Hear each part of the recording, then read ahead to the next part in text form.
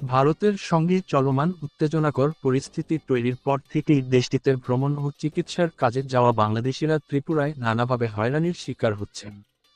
BJP সমর্থকদের long March কর্মসূচিকে ঘিরে এমন উত্তেজনা দেখা দিয়েছে। এই অবস্থায় আগরতলায় হোটেল ভাড়া না পেয়ে বিপাকে পড়েছেন বাংলাদেশি পর্যটকরা। বাধ্য হয়ে প্রয়োজনীয় কাজ না সেরেই দেশে ফিরে আসছেন।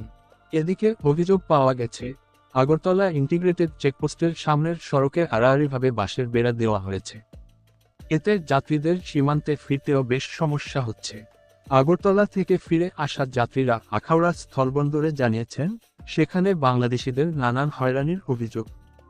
কুমিল্লার লাকসাম উপজেলার বাসিন্দা ফরিদ মিয়া জানান, সোমবার আখাউড়া স্থলবন্দর হয়ে আগরতলাতে গিয়েছিলাম, কিন্তু সেখানে গিয়ে বিপাকে পড়তে হয়। বাংলাদেশি ও মুসলিম হওয়ায় ভাড়া নেওয়ার 1 ঘন্টা পরই আমাকে হোটেল থেকে বের করে দেয় কর্তৃপক্ষ। হোটেল থেকে বের করে দেওয়ার পর টাকা ফেরত চাইলে তা দেয়নি। পরে বাধ্য হয়ে শহর থেকে 80 কিলোমিটার দূরে এক আত্মীয়ের বাড়িতে গিয়ে রাত কাটিয়ে সকালে দেশে ফেরার জন্য চেকপোস্টের দিকে রওনা হই। এখানে এসে দেখি বিভিন্ন স্থানে বাংলাদেশ বিরোধী বিক্ষোভ হচ্ছে, আর বলা হচ্ছে বাংলাদেশি ও ইউনূসের প্রধান উপদেষ্টা লোক পেলে পেটাবে। সারাদিনের চেষ্টার পর বিকেলে দেশে ফিরতে পেরে মনে হচ্ছে প্রাণে বেঁচে ফিরেছি।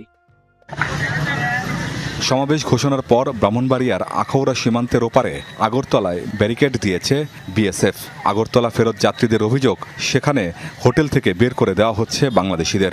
চরম প্রত্যেকটা ব্যক্তি প্রত্যেকটা জায়গায় যখন আমরা শুনতেছি বাংলাদেশি, তখনই আমাদের সাথে ওদের ব্যবহার ও সব কিছু চেঞ্জ হয়ে যাচ্ছে। আমাদেরকে সারা দিন রাত আমরা গতকাল ঘোরাঘুরি করেছি, কিন্তু আমাদের কোনো হোটেলের ব্যবস্থা করতে পারিনি, কোনো সিমের ব্যবস্থা। সাধারণ জনগণ এবং পুলিশ বলেন যে ব্যবহার করেছে আমাদের সাথে, এটা আসলে আমরা প্রতিবেশী দেশ হিসেবে কখনোই আশা করিনি।